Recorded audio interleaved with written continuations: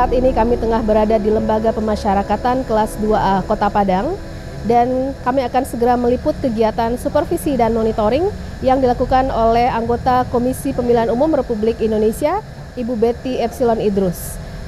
Supervisi dan monitoring ini dilaksanakan dalam rangka pemetaan TPS khusus untuk pelaksanaan pemilu serentak tahun 2024.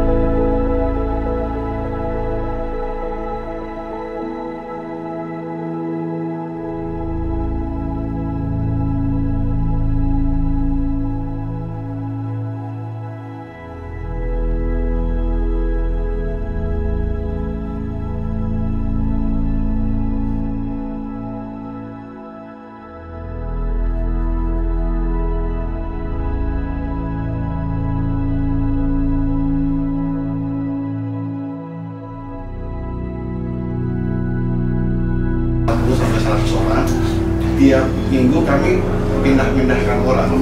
Jadi kemungkinan besar memang setahun sebelumnya sudah ditetapkan, nggak ada orang menjadi kesulitan.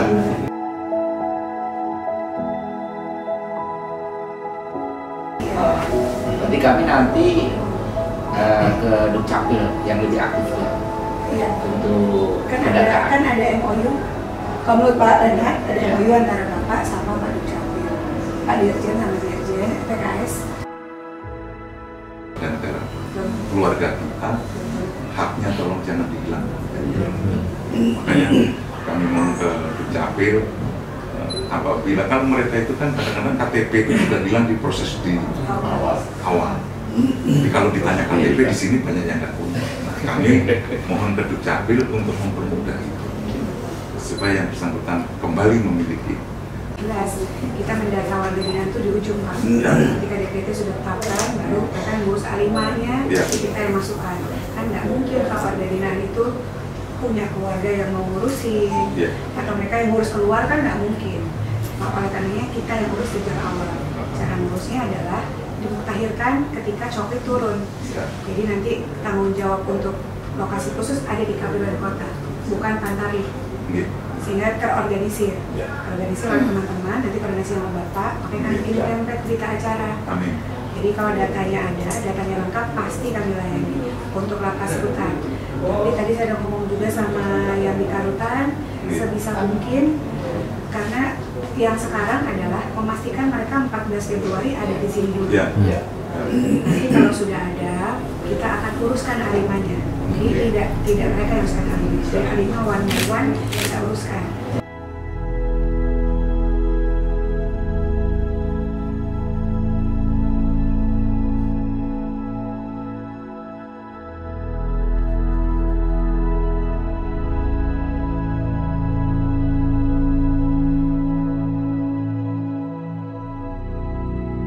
Belum punya nik dari keseluruhan warga binaan ini sekitar 20 sampai 30%.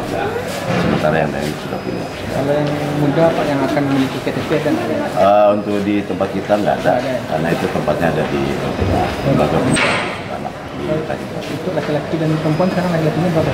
Kalau di sini tidak ada perempuan, karena di perempuan sudah ada sendiri di lapas.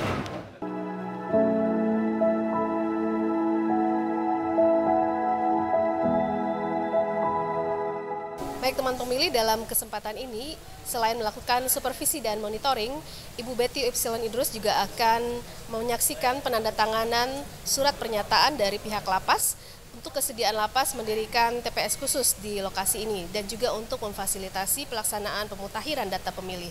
Selain itu juga penandatanganan berita acara tentang rapat koordinasi antara KPU dan pihak lapas dalam hal pelaksanaan pemutahiran data pemilih di lapas untuk lokasi khusus ataupun untuk TPS khusus.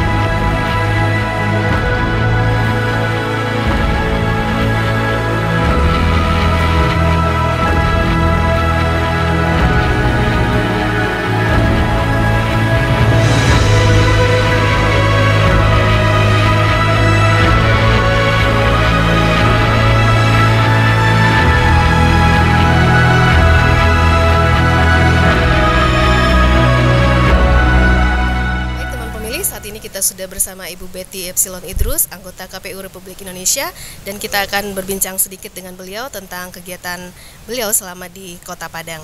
Halo Ibu Betty, Halo apa Mbak, kabar? Alhamdulillah sehat. Baik, kita mau nanya-nanya sedikit boleh ya?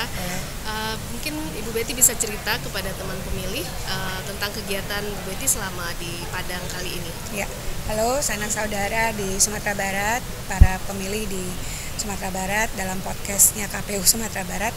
Salam kenal, saya Betty Epsilon Idrus, saya anggota KPU Republik Indonesia, membidangi divisi data dan informasi. Ada beberapa tujuan ketika saya datang ke Sumatera Barat kali ini, yaitu antara lain adalah untuk melakukan supervisi terkait dengan pendirian calon TPS lokasi khusus di Sumatera Barat.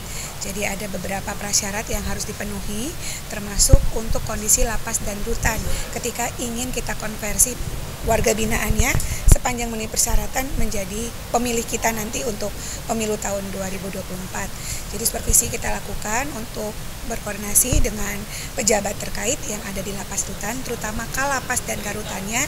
Mungkin nanti koordinasi antar organisasi di bawah Kakanwil Hukum dan HAM yang ada di Sumatera Barat. Oke, baik Bu Betty, mungkin bisa diceritakan lagi persyaratan apa saja untuk bisa mendirikan TPS khusus, dan kemudian selain di lapas atau rutan, di mana aja kira-kira TPS khusus ini akan didirikan? Ya, jadi kita menyadari bahwa dari pemilu ke pemilu kita selalu menghadapi persoalan terkait mereka yang ada di lokasi khusus. Tidak semua lokasi khusus harus didirikan TPS lokasi khusus karena memiliki beberapa persyaratan. Pertama, kita punya prinsip dalam melakukan pemutahiran data pemilih bahwa pemilih terdaftar sesuai dengan alamat tertera di KTP elektroniknya, de jure. Itu reguler seperti biasa yang dilakukan coklit oleh Pantarlih. Tapi untuk lapas dan rutan menjadi de facto karena tidak memungkinkan bagi mereka untuk punya alamat sesuai dengan lapas dan rutan.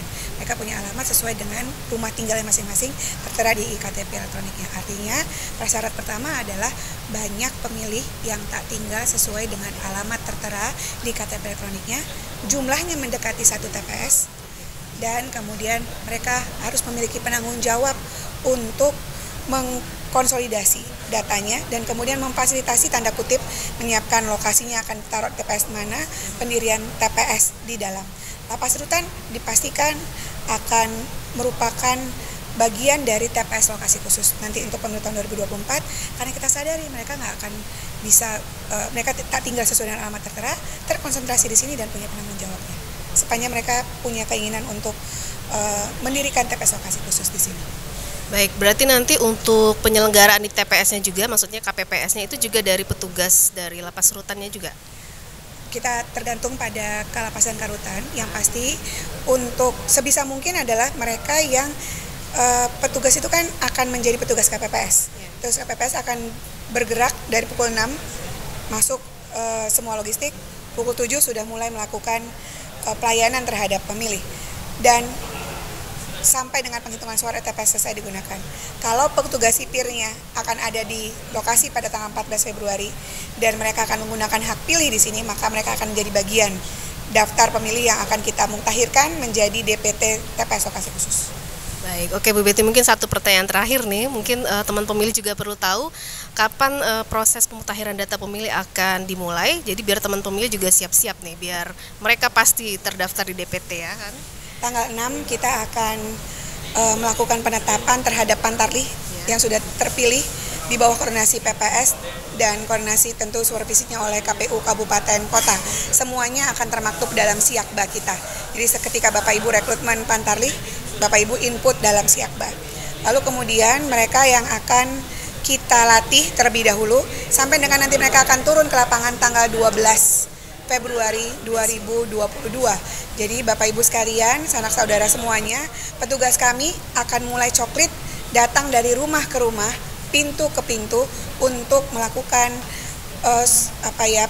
pemuktahiran data pemilih kita tanggal 12 Februari 2023. Siapkan data Anda dan layani mereka sehingga ketika Bapak Ibu mendapatkan data yang update, itu akan memudahkan kami untuk melakukan pelayanan nanti di hari H pemungutan suara. Oke, dan pastikan bahwa kita memang terdaftar sebagai pemilih untuk pemilu 2024. Baik, terima kasih Bu Betty dan sukses selalu. Baik teman pemilih, demikian liputan kita bersama Ibu Betty Epsilon Idrus dan saya Lydia melaporkan dari Lapas Kelas 2A Kota Padang.